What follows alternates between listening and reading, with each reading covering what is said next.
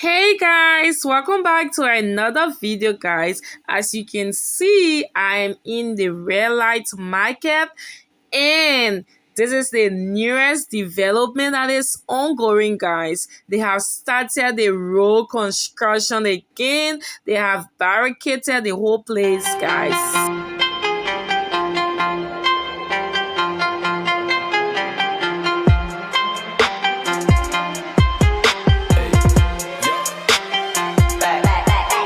Here we go, making really getting icy zone, flexing. So guys, as you can see now we are in the dry season and they have started the road construction project in red light again and they have barricaded this place.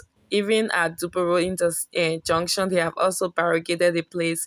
So guys, please subscribe to this channel for more beautiful and amazing content from Liberia, Africa, and the world at large eventually. Thanks so much for watching. Keep watching. Love you all.